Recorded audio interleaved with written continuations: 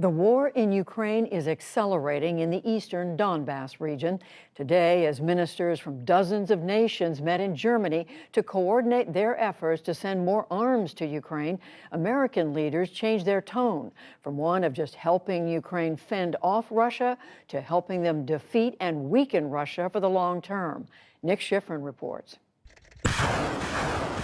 In the open fields of Ukraine's eastern Donbass today, Ukrainian soldiers take aim at Russian positions along the ridge. This terrain will help determine the war's fate, as Russian tanks try and take advantage of flat land to break through outgunned Ukrainian lines. This gathering reflects the galvanized world.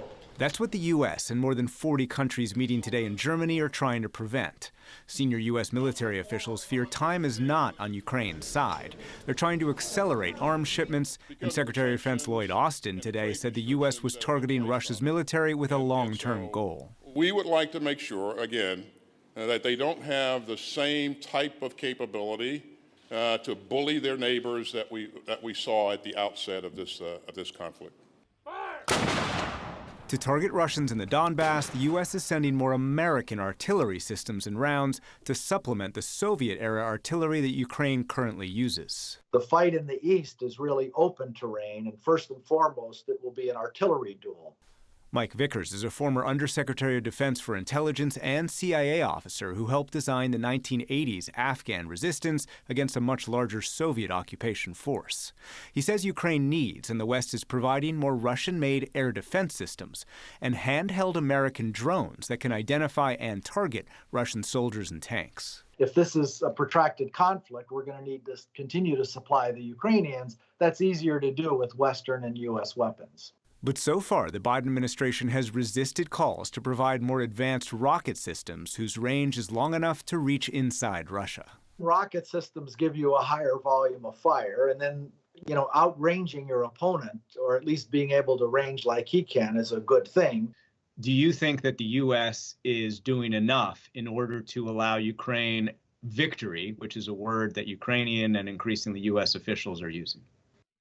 I think we're getting there. Time is really of the essence here in this eastern battle. I think we lost 3 to 4 weeks that we might have started this supply in train earlier than we have. But we just need to put pedal to metal right now.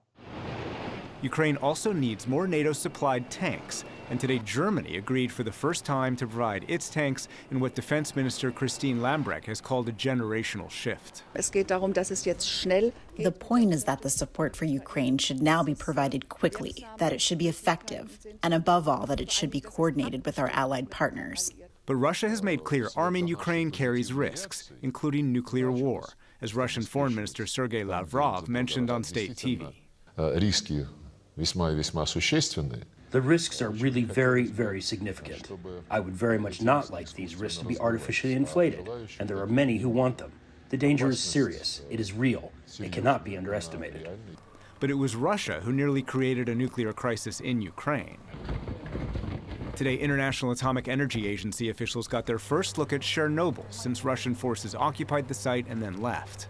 Director General Rafael Grossi paid respects to those who died when the reactor exploded 36 years ago today and called recent Russian moves very dangerous.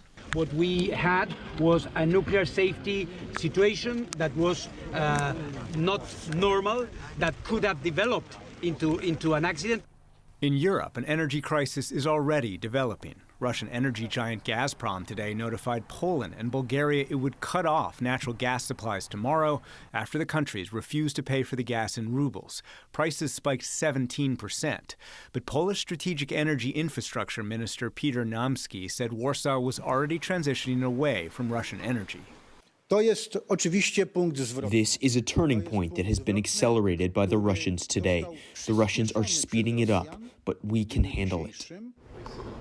Meanwhile, in Moscow, 20 feet apart, President Vladimir Putin met with UN Secretary General Antonio Guterres. The UN says Putin agreed, quote, in principle, to allow civilians to leave their final holdout Mariupol, the sprawling Azovstal plant. That's where civilians like this woman today are still trapped by Russians forcing the population to submit or starve. Those tactics have pushed millions of Ukrainians to flee their homes. Today, the UN predicted 8.3 million, nearly 20% of the country, would become refugees, the victims of a war that even U.S. weapons can't end. For the PBS NewsHour, I'm Nick Schifrin.